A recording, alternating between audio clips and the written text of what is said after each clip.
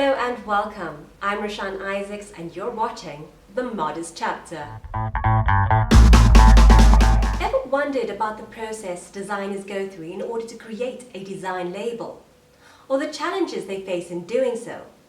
Well, I interviewed two South African designers, Jody Deerling of the JD Collection, a collection of African bow ties, cravats and even bib bows, as well as Selfie, Celeste Arendse, who's well known for her graphic and bold creations.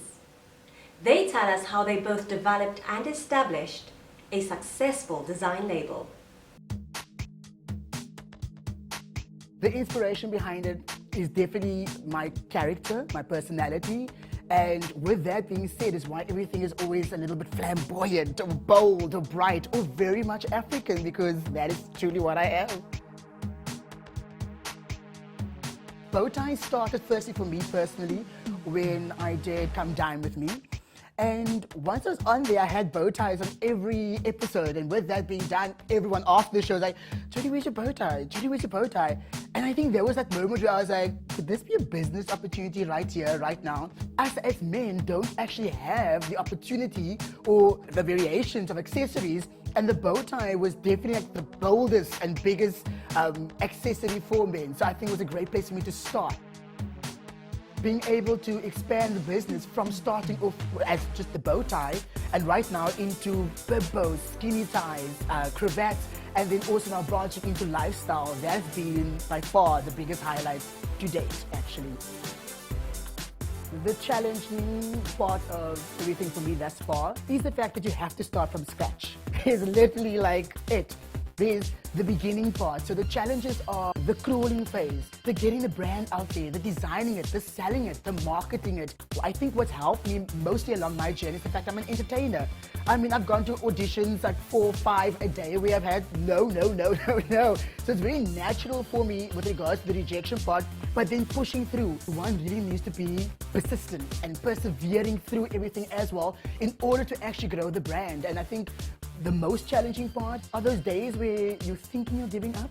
Those times, the times that's challenged me personally the most to say, no, Jody, come on, you've got to see the end goal here, it's perseverance. And then that's also at the same time the rewarding part, because I'm becoming stronger as a person, and same is happening with the brand. I'm starting to trust myself more and therefore trust the brand more. I'm starting to believe in myself more and therefore believe in the brand more. The joy of watching it grow is unbelievable. And I mean, it really is, it's a baby and it just started walking. And I'm like, it's getting emotional.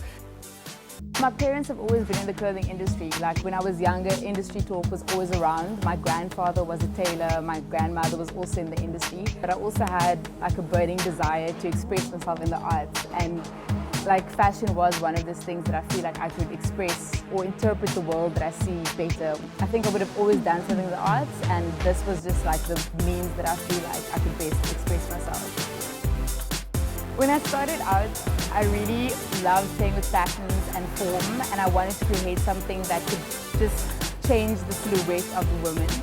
And that kind of evolved into just playing with prints, just kind of even more classic style. So the signature for me is definitely like a very sort of form of escapism for women. And yet again, it's like the way where women can tap into that sort of childlike, playful side of themselves, but still be respected in their work environments. It should be an extension of who they are.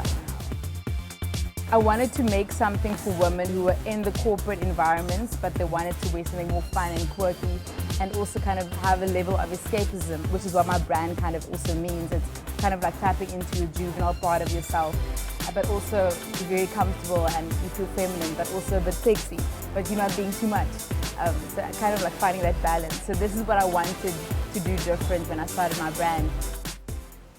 And there you have it.